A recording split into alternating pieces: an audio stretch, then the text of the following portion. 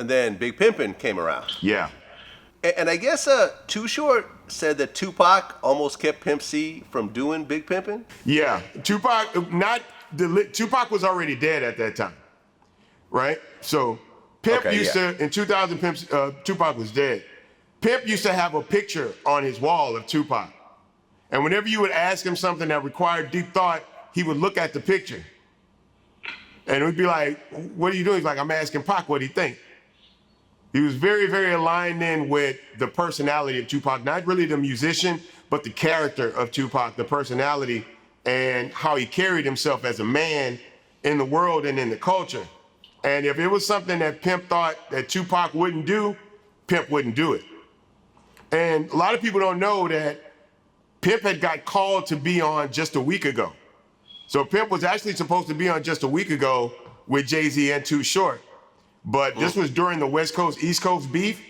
And so Pimp had just built out this brand new studio in his house in Atlanta. He was like, yeah, man, I got the studio, come on down and do the song. You know, we'll record the song at my house. And Jay was like, well, I'm not leaving New York right now. Pimp was like, well, shit, I ain't leaving the South. So I guess we ain't doing it. And this was before Pro Tools and people being able to send music over email and shit like that. So in order to do a song with somebody, you literally had to send them the 2-inch reel of the song from your album, like ship it on a plane or something, and the person would record on it and then send it back. It was a lot of trouble to get a feature back then. Right. And I guess Pimp C just did not want to do Big Pimpin'. He didn't feel like it was a good look for UGK. No, to be honest, he was very concerned about the perception of it because Jay-Z had just done Hard Knock Life, so he was the biggest thing since sliced bread in hip-hop at the time. He had a really big following. But his direction and our direction weren't necessarily the same.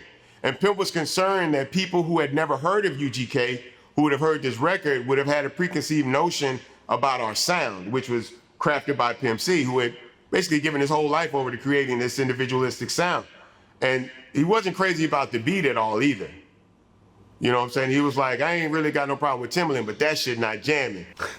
And so I kind of had to use reverse psychology. I was like, well, fuck it, if you don't want to do it, we won't do it. We'll just miss out on this big ass opportunity. So then it became, all right, B, I'm gonna do it, but I ain't giving him but 8 bars. So I kind of overcompensated for him not being on it. So that's why my verse is so long and his verse is so short. Okay. And that song, I mean, not only, I mean, was that UGK's biggest song ever? I mean, it's probably the most listened to song that UGK has ever been on, but the biggest UGK record of all time would definitely be Players Anthem, International Players Anthem. Well, I mean, not only was this a huge song, Big Pimpin', but well, it's the biggest song in Jay's repertoire by far. Okay, yeah, there you go. Yeah, and he doesn't have any other song that got more radio play or any of that type of shit. Yeah, and it was nominated for a Grammy. Yeah, but he was boycotting, so we didn't get to go. Okay, well, so you guys actually were nominated for a Grammy as well. Yeah, definitely. And from a publishing aspect, we actually at the time had more of the song than he did. So that's why you hear a version where there's extra lyrics on the song, because that kind of evened up the split on the song. But then we ended up doing it as a work for hire anyway. So when they got sued for the song, we didn't get sued. Oh, okay. Oh, there you go. But he won the lawsuit, so I guess in retrospect, he kind of won on that. But we got paid more for that song than we got paid for any other song we've ever done, any other feature.